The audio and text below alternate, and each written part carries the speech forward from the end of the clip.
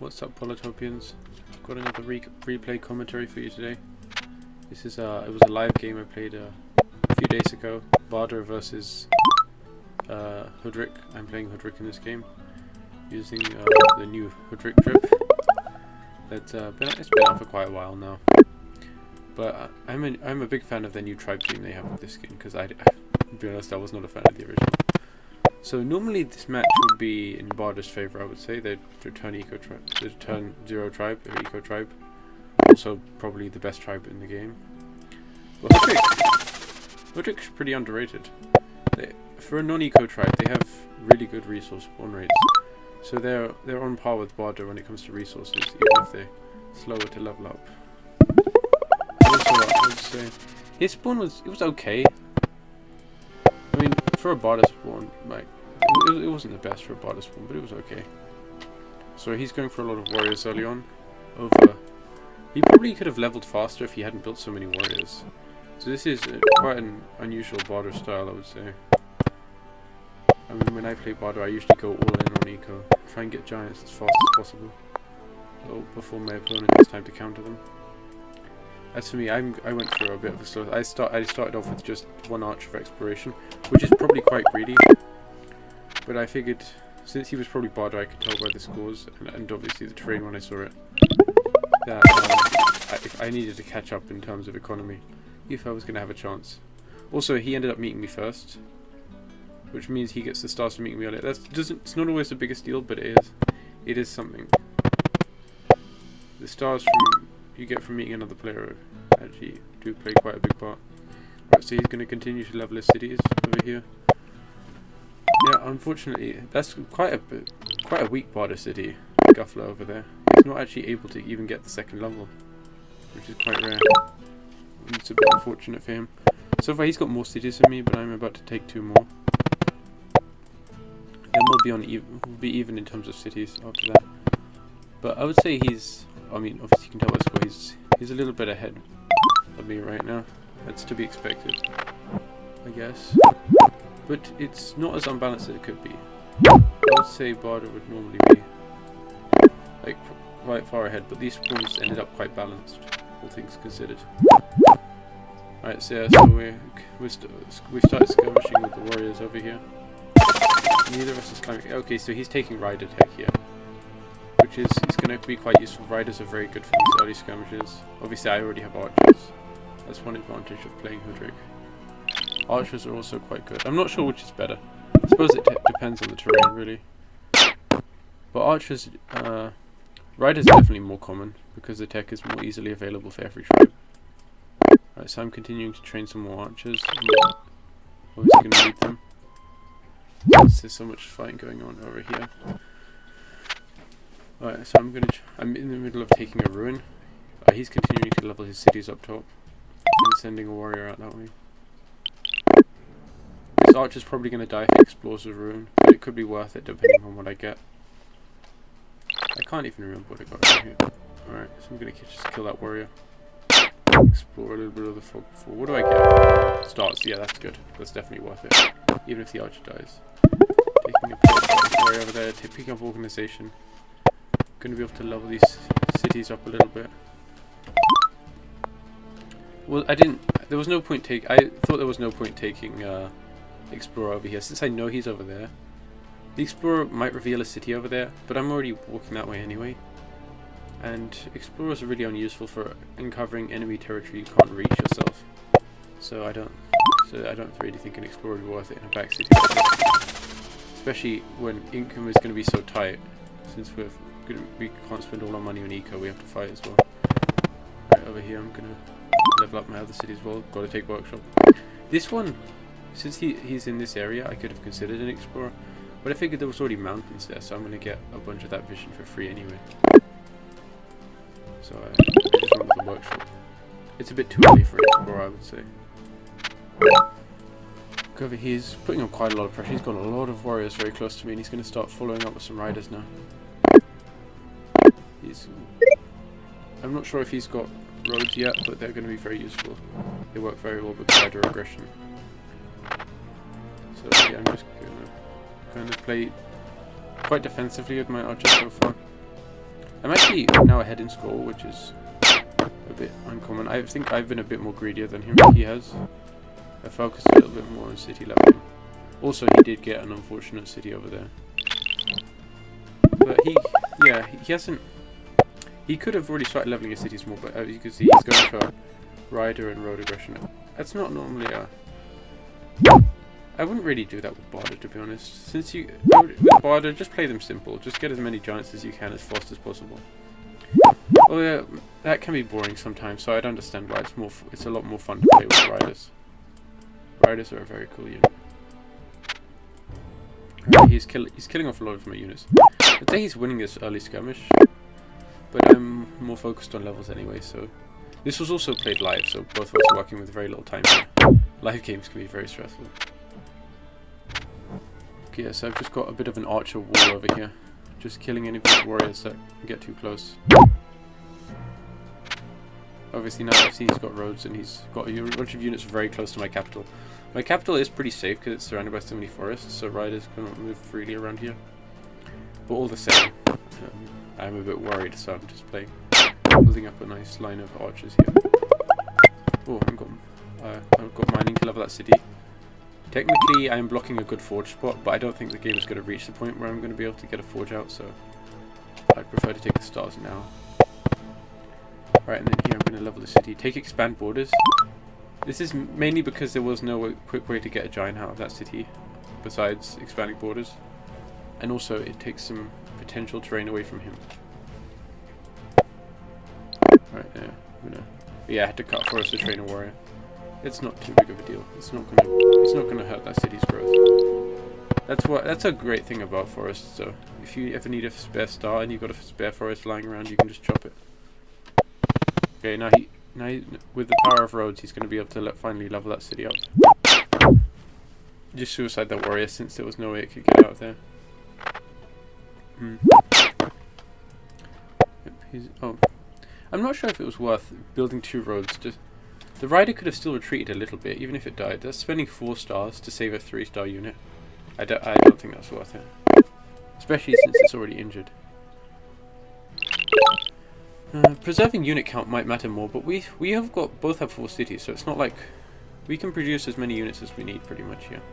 Maybe my back city over here isn't really relevant, but I still don't think that was worth it. Okay, so I'm actually going to get giants out before him, which is very odd since I'm playing Hoodrick, because I'm focusing a lot more on that. It's definitely I definitely have a greedy play style. I think it's just, I'm not sure, I don't necessarily think one is better than the other, it's just different.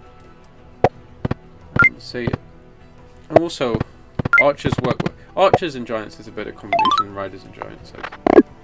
Because since archers can fire from behind, they can easily take out defenders and stuff. So I'd say it's a pretty good unit combination. Oh, this city was unfortunate. There was no way for him to reach it. His position would be much better right now if he had 5 cities, but that's a bit of an unfortunate spawn over there. That city's not going to be relevant in this game, since neither of us are going to have time to get ports out. No, see, he could get a giant out here. I think he should. He's definitely delaying them too much. But instead he's continuing to train as many riders as he can.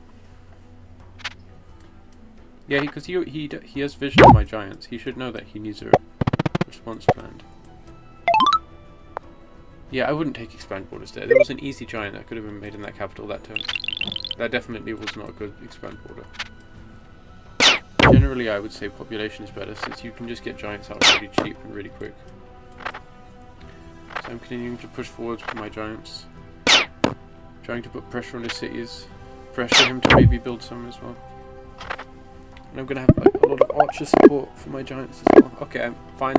Yes, I was realising I definitely needed roads at this point. I've definitely been putting it off way too long. Can't afford it this turn, but I'm going to start getting riders out in preparation for it. So he's continuing to chip away. Technically it is an even trade, losing a rider for an archer. They're the same price. But archers could definitely become a problem if I stack too many, so I would agree with that decision of chipping away at the archer count using riders. But really he needs a follow-up plan here. He needed the giants a long time. This is a bad follow-up plan. He could have already had the giant, but instead he's getting a catapult. Catapult is not equal to a giant. It does not have this. Defensively, it's not as defensively it's not as good. And its pushing power is non-existent compared to a giant. He should have definitely built the giant 2 turns ago.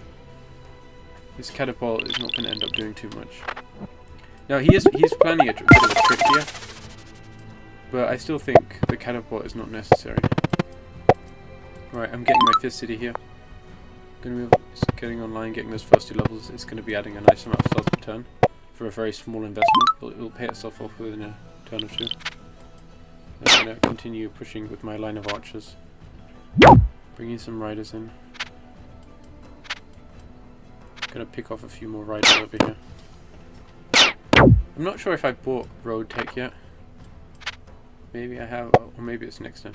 Oh wait, yeah, there I have. I just put one down. I'm just wanting to explore these back tiles here to see if there was a ruin. You never know. And if it turns out there is one, it can be worth it. Oh, he got speaking of ruins, he just got population from one, I believe. Okay, he's continuing to pick away. Maybe I might have moved my archers too far forward. But the riders can't really escape, so they're still dead. Right, over here he's going to giant push and free that city and also get a hit off with the catapult first. That's a cool move, but I still think that he should have already made the giant in his capital, since he's not using that to giant push. He could have moved that alongside, then he would have like 2 giants in this area. I wouldn't be able to continue putting on pressure. He's definitely delayed his giants a bit too much, I would say. They are absolutely a necessary unit. Archers don't do much damage to giants, but they can still fire without retaliation, which makes them a lot better against giants than riders and warriors are. Riders and warriors, it's just a meat grinder when they try and fight giants. You just end up giving your opponent the killer monument way earlier than they should get it. Oh yeah, I think I attacked in that order to get veterancy on this archer. Otherwise I would have hit with the archer first. Then I would have body block. I don't really know why I body blocked with that rider. Because there's no unit that can move forward and attack that's able to kill that. Catapults and giants are the only threat to this. And they can't move and attack, so that rider's just... there's no real point in being there. He should be a bit further back where he can't die. Right, and now I'm finally connecting my cities up with roads. I should have done that before moving the cities, before moving the units, I know, but... I'm pretty sure we were both in really low time right now, so I was just trying to move the units as quickly as possible and then just do some quick leveling afterwards. Speaking of which, I'm going to get another giant out here, rather than train units on the front. That might be a bit greedy. Maybe I should have trained more frontline units, but I wanted to get all of my giants out as quickly as possible, since I was starting to get his out. I'm a big fan of building giants, as you probably know if you saw the giant challenge I released a couple of days ago now. Okay, yeah, he's continuing to... Ooh, yes, that's really unfortunate. I suppose he could have checked first, but there wasn't really time. It's pretty unfortunate that giant survived, because they ended up doing a big counterattack against his giant. Oh yeah, he's going to do the giant push strategy again to free this city. But again, he also... Even though technically he's freed the city, I still delayed his income for a turn, which is still bad. And also, when he finally did get that giant out in his city, he pushed the catapult forward into harm's way. Maybe he didn't expect that, but that is unfortunate, because that catapult is absolutely dead now. And that's just 8 star. I don't think it's paid for itself yet.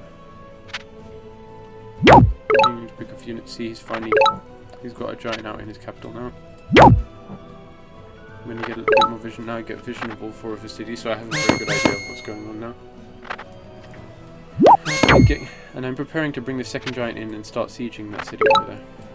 And also, he will be able to free this one, but he's still losing the income from it, which is a big deal. It's quite a lot of income is being cut off over there. Right, so he's able to free with the rider, but he's not able to get any more giants out there, so he won't be able to giant push again to free it. Right, he's backing off to try and defend Bullock after I siege it by preparing a lot of units, pushing out some more giants. I'd say this is a last stand at this point, because this warrior over here has not had any luck finding more cities, so He's kind of on the back foot. That's a bit unfortunate for him in the terrain generation. But right now, I am only a city up over him, which isn't the biggest advantage. The main advantage is me getting my giants out slightly earlier, which is they were able to push before he was able to counter them. I think he would have had time to counter them if he hadn't gone for catapults. If he had just taken his giants, things probably would have gone differently. Yeah, I'm connecting up this city is moving the riders along. Oh, I'm getting another giant out, yeah. I probably should have built a rider there before getting a giant out so I could push it, but actually I don't know what direction it would have gone. And again, this was short time. That back city should have had a rider, but Archer's not going to get anywhere in time. Oh! Wow, he's actually going to get one more giant push off. This is a lot of planning. This dude really had his turns planned out. He's a very high level opponent. I forgot that happened. So as you can see, I think it's kind of scary. This is a big comeback he's making it. Looking like he's gonna be able to free that city. Yeah, I don't think I'm gonna be able to. Yeah, I'm not gonna be able to make another giant there. So if he's able to siege it and I'm not able to break the siege, then he will be able to free that city. And at that point, he would probably actually be in a pretty good position, since in terms of giants we're pretty even. So I'm just continuing to chip away with my archers. When it comes to fighting giants, archers are definitely a lot better than riders. Normally I would say riders have the edge in combat because of they work really well on roads. But when fighting giant to giant, archers are much better of a support unit. Which is weird that I started training a bunch of riders after I said that, since it's all giant. I guess archers, because the next turn is going to be really important, and archers are not going to arrive next turn, whereas riders will. Which is what, oh yeah, I made a bit of a mistake there, training the units before leveling the city. Luckily I had a few forests to chop to make up for it. That's just another example of forests being amazing. They're definitely the best resource in the game. Right, and now begins the siege. Will I be able to break it is the question. 40 health giant. That's a lot of archers. As you can see, that's a lot of... These archers look so sick, by the way. I just gotta mention that. Look how awesome their bows look. And I love this new archer skin. Right there, he's gonna get one more giant out. And he's gonna push that rider in range. I don't think that's gonna really matter much. Okay, now begins the shooting range. There's actually not many spaces for the archers to fire from, so I can't actually use all of them to attack without them being hit in retaliation. I think about 5 or 6 archers will be able to fire. I wasn't even sure about the maths of this before I proceeded with it. Yeah, the riders are just going to pursue us. So 6 archers are able to fit there. And yeah, I was able to break the siege, thankfully. Boom. Yeah, he ended up just resigning after that, which I probably would have done the same. It was a good game. It ended up being pretty even in the mid game, despite the differences in our tribe. I would say the fact that he didn't get a very good Bardur spawn, and I got a pretty good Hoodrick spawn, ended up having a pretty even mid game. Although he did get kind of screwed at the end. The fact that there was no cities for him there up top was rather unfortunate. This game might have lasted quite a bit longer if he was able to find a city or two up there. But you know that just happens sometimes. Polytopia World Gen, it's definitely improved a lot, I would say. World Gen, like for the most part, the World Gen is pretty good right now. But you know, sometimes this does still happen. Alright, but I did enjoy this game. I'm loving this. I'm not loving the new live games. I mean, they're stressful, but they're really fun. I love live games. And the fact that there's finally crossplay means there's a ton of games right now. You guys should, if you haven't checked out multiplayer in a while, you definitely should. It's a lot of fun right now. There's a bit of server. Sometimes there's a bit of like lag and stuff on the servers, but that's probably just because a lot more people are playing right now. So it'll probably be fixed soon. But yeah. Peace out, guys.